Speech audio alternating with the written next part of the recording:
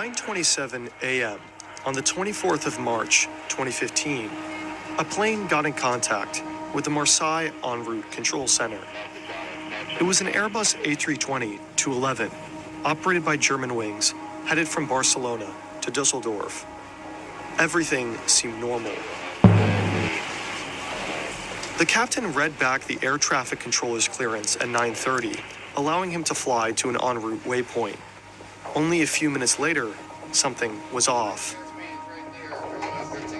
The control center in Marseille saw that the altitude for the aircraft was around 30,000 feet, almost 2,000 feet lower than the original cruise altitude, and declining. Marseille contacted the plane and asked what altitude the plane was cleared for, but they received no response at all. Over the next 30 seconds, Marseille tried to contact the flight crew 2 more times. No answer. At 9:34, the control center tried a different frequency, but again, no response. From 9:35 until 9:39, the Marseille control center tried to contact the flight crew multiple times over different frequencies. An air traffic controller from the French air defense system also tried, as well as another aircraft.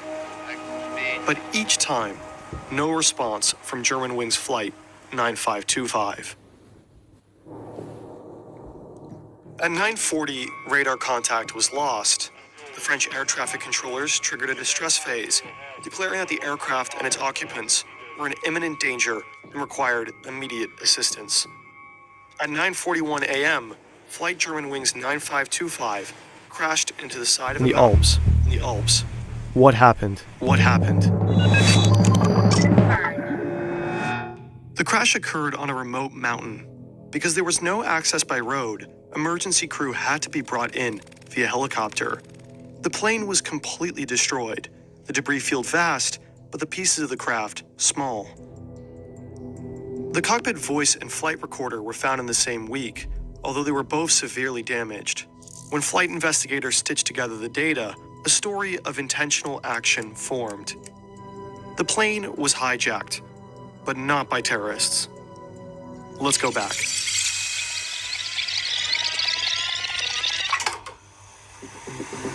After the aircraft leveled off at its cruise altitude, the captain left the cockpit to go to the bathroom at 9:30.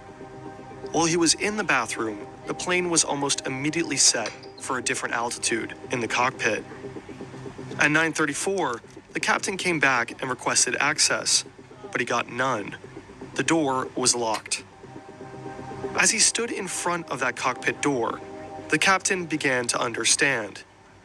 The co-pilot had hijacked the plane, and he had no way of getting in.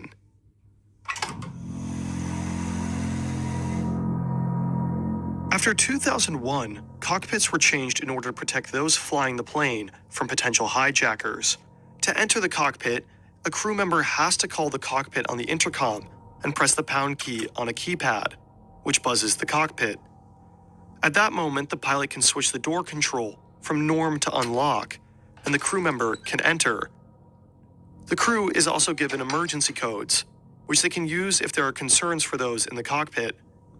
In that case, the crew member will use the emergency code on the keypad, triggering a 30-second timer, and the cockpit door will open for 5 seconds.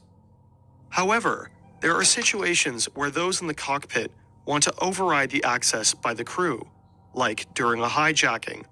In that situation, the pilots can switch the door control to lock, overriding all emergency access. And it's that mechanism that the co-pilot used to permanently lock access to the cockpit while the plane began to descend.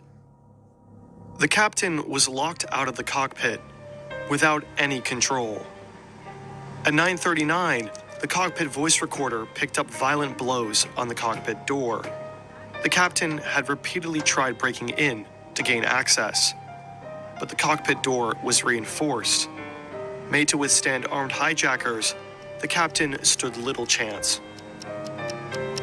In the last minutes, the passengers, crew, and captain all knew that the plane was going down. No one survived the crash. 144 passengers, 4 cabin crew, and the captain and co-pilot died. Amongst the passengers was an entire school class returning from a field trip to Spain. The captain, Patrick Sondenheimer, was a 34-year-old father of 2. In the aftermath, his wife set up a foundation in his name, intended to help children and young people handle grief and crisis. He had thousands of total flight hours, and his last moments were dedicated to trying to save the plane and passengers.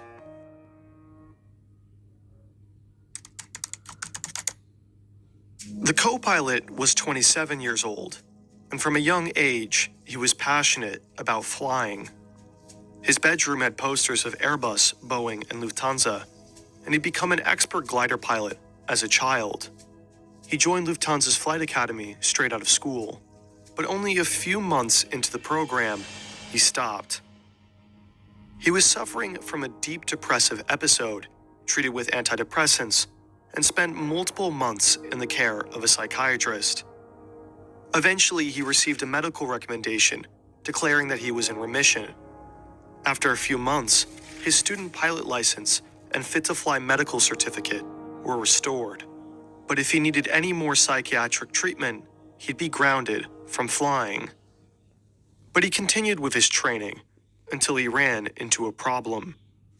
While filling out a document required by the U.S. Federal Aviation Administration to fly at an Arizona-based, Lufthansa-operated flight school, he said that he had never been diagnosed with any mental disorders.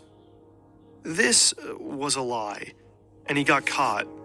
Lying on an FAA application can lead to a jail offense or the end of a flying career.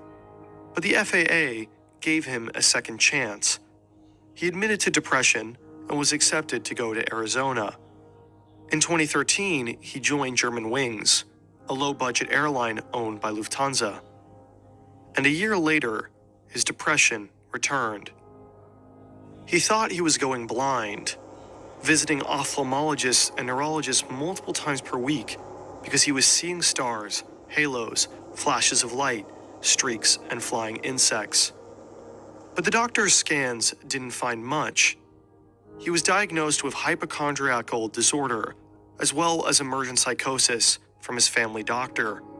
And that doctor urged him to go to a psychiatric clinic, but he'd do no such thing.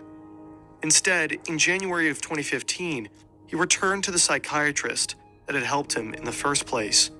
He received psychotherapy and went on heavy antidepressants while continuing to work and fly. From February to March, he received multiple sick notes from multiple doctors. He wasn't all right, and he wanted something to change. 4 days before the crash, he turned to his computer to understand the locking mechanism on the Airbus A320 cockpit door. On his outbound flight from Dusseldorf to Barcelona, he tested the descent settings for a moment while Sondenheimer was outside the cockpit. On the return flight, he used it to bring down the plane. How could this have happened? Pilots are required to do health screenings and annual checkups, but mental health is easier overlooked than physical. Since pilots operate under an honor system, they're expected to self-evaluate their health. And this can be an issue. The co-pilot was declared unfit to work by his doctor, but he decided to just not tell his employer. But if someone like him is a risk to public safety, a doctor can break doctor-patient confidentiality and report him to authorities. So why didn't at least one of the multiple doctors who wrote multiple sick notes and declared him unfit to fly think that the co-pilot may have presented a risk for public safety? Enough of a risk that he couldn't be trusted to report himself. We don't know. The doctors may have believed the co-pilot was a risk to himself, but not to others. Being depressed does not make you a killer. Or maybe the doctors were just scared. Breaking doctor-patient confidentiality does not come without risks. It's even possible cultural factors could have played a role. Privacy and data protection are valued really highly in Germany. But trying to understand why doctor-patient confidentiality wasn't broken is a dilemma and issue best left to healthcare professionals and ethics professors. And unfortunately, we're YouTubers. So we encourage you to read more about it in these articles.